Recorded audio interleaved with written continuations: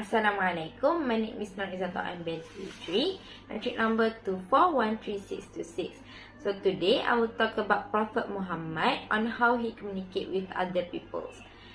So communication is very important in counseling because it helps people feels understood, supported.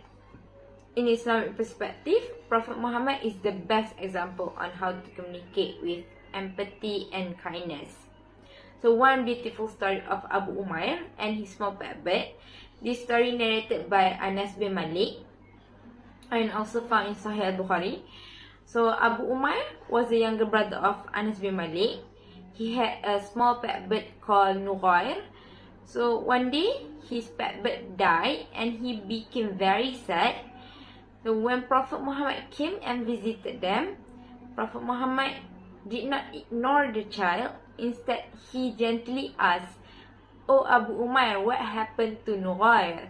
So this small sentence shows a very deep level of empathy. Prophet Muhammad acknowledged the child's feeling and give attention and care to him. In addition, Prophet Muhammad also used an appropriate and gentle communication with the child depending on the child age.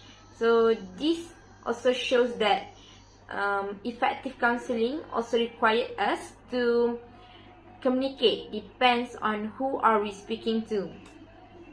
In conclusion, this story teaches us that even a small act of kindness and empathy can have a very big impact. So this style of communication of Prophet Muhammad shows that counseling skill like empathy, emotional awareness, gentle interaction are very important. That's all from me. Thank you.